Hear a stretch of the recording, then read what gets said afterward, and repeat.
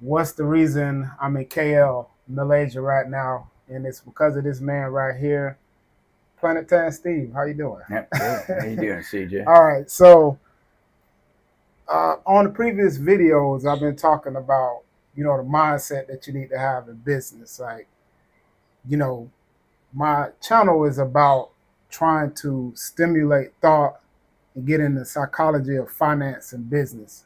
Okay. So you've been pretty successful. I'm calling you Planet Tan Steve. You got a last name, Yeah. but I think that's how you made your success. When I met you, you was talking to me about different businesses that you started. I was pretty interested in the tanning business, the tanning salons you had in Reno, Yeah. in Nevada, and any of you guys know Reno is like north, far north of Las Vegas. Is right outside of the California border. You just cross over it, and you like right there off the 80. Cause I Right. used to be a truck driver too, guys. I ain't tell you that, but we'll get into that one later. But I had a trucking business also when I was in Las Vegas. But uh, I guess my first question for you, Steve, is the how did you get started in business? What was your mentality in business? What was you thinking about that people that you went to school with and other people wasn't thinking? What led you to the entrepreneurship journey? What was going on in your head? Well, I mean, I needed money to get through school, Okay, and I started applying. There was I left home at 17, went straight into university, and needed some money to get through school. gotcha. And so you had sort of limited job opportunities, all entry level, Mhm. at various small businesses around the campus. This is in Berkeley. And um, basically had campus jobs that you could apply for. So I did a few of those. I worked for a few small businesses. A lot of the small businesses were struggling, needed help, and the opportunity arose, and I took it. That's pretty much it.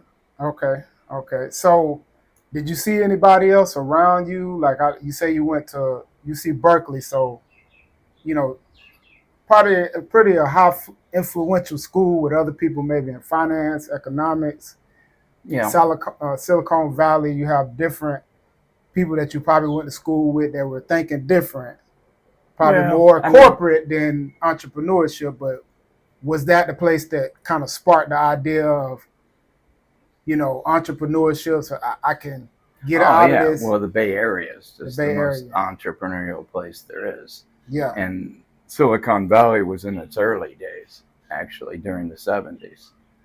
So um, it basically, yeah, but that was all still mainframe Mm-hmm. computer days in the basement. You went in there and it was a bunch of people who were studying programming that were eating M&Ms all night, and it was just a different crowd altogether. It Yeah, wasn't yeah. the convenience of your laptop doing programming at home and things like that. You had to deal directly with mainframe. Gotcha. Sometimes the cards, keyboards were just coming in, that era. So that I did that. I kind of dabbled in it. I wasn't really drawn to it like other people.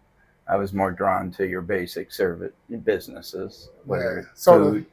service type of businesses. Yeah. Yeah, service. Well, guys, I always tell you, or I'm going to be telling you in more of the videos, that the service business is a very um, in-person business. You get your impersonal skills, you get your sales skills, you interacting with people. So it's a lot of entrepreneurs, especially from my generation. Obviously, Steve generation was more into the service type businesses, and those was businesses that they could scale, like you did with your Planet Time Hmm. business and other businesses that you did. So, all right, so we went through kind of how you got started at UC Berkeley area, the Bay Area.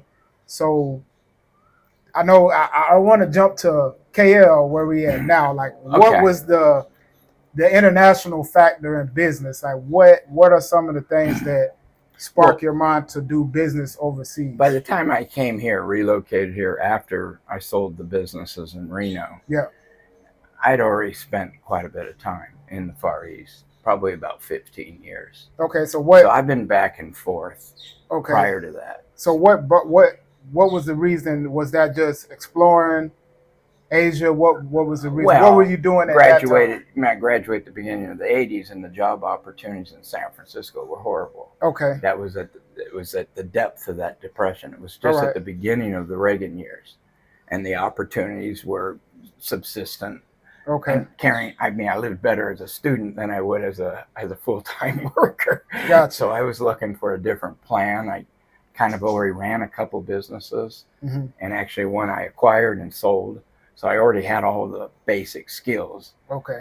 And then the job offers, there were significant offers in Asia and opportunities, especially at that time, Japan. It was on top of the world.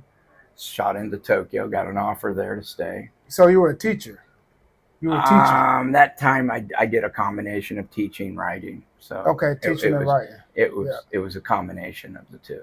Okay. So and a lot of it was company focused. So I was corporate. Okay. Overseas in Asia. Okay. Yeah. And then did that for a while in Japan. Started seeing the other opportunities, exploring in Asia. At that time, China was opening. So I studied Chinese in Taiwan so I could get more familiar with that market. Started taking advantage of those opportunities.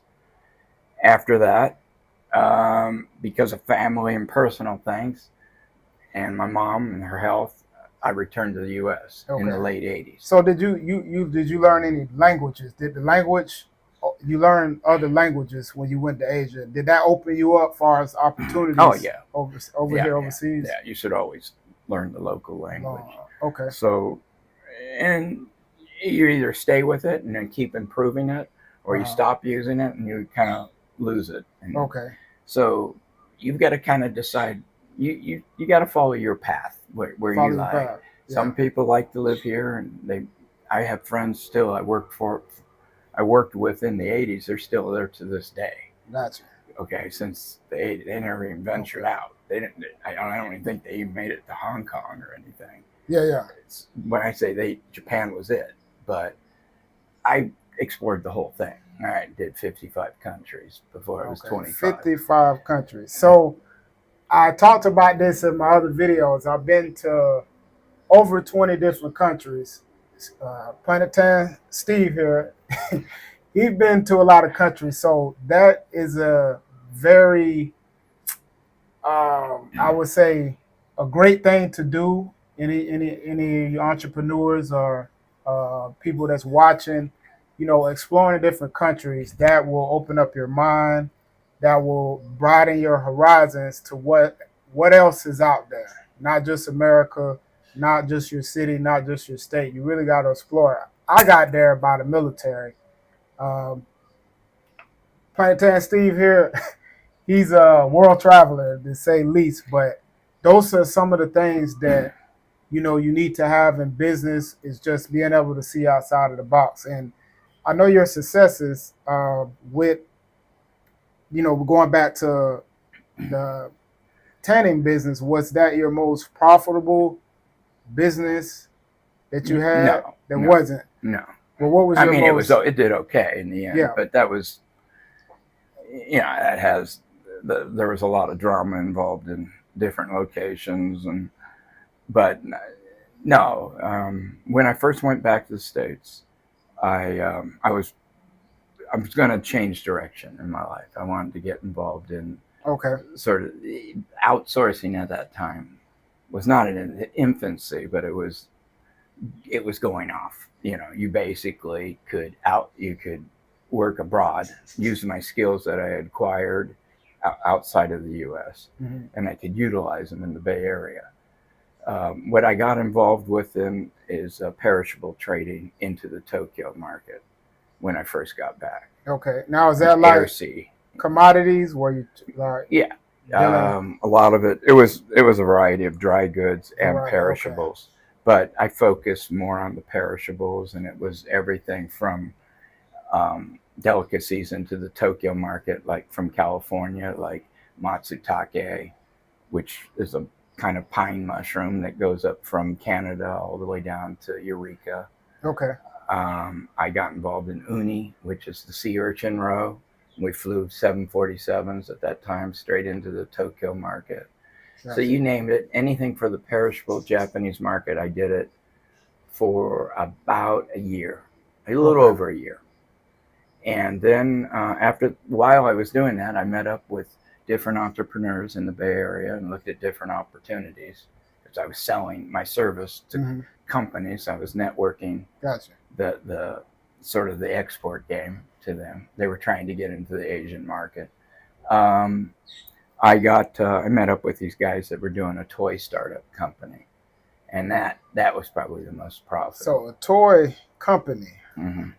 Wow. So what were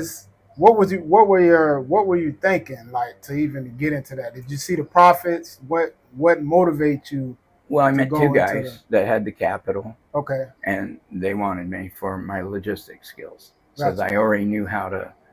I Move, basically knew how to move product, Okay. Distribute, and I knew how to sell. Okay. So I could get counts. I knew how to deal with. Basically, I already had the manufacturing game. I had learned a lot about that while I was still in Asia the first time. Okay. I went to school in Taiwan, and so I had a lot of basically friends that ended up becoming friends that owned factories. So I got to learn about production actually in Taiwan while I was a student. Wow. So I had a little backdrop. So by the time I got involved with these guys in the toy company, I didn't know it was a startup. I could have been unemployed in 6 months and begging the Japanese for a job back near, Gotcha. I didn't know if it was going to work out, and I just wanted to try. It sounded good. I liked their product line. We did these extruded foam baseball bats, and it was called Aviva Sports, and we ended up growing the numbers, and we got bought out by the big guys, by Mattel. Wow. So Mattel, the big global toy company, bought your company out. So Right. what was going on in your head? Like, did you know that you eventually sell that it was going to be? I don't know how much your company was generating. My major focus was margins, Okay. because that's what my job was. I became the operational manager, so I was handling production. I was the production operations manager. So my job is to now. I wanted to get to the factory, but there were some consultants in my way. Gotcha. Okay. But I wanted to take direct control.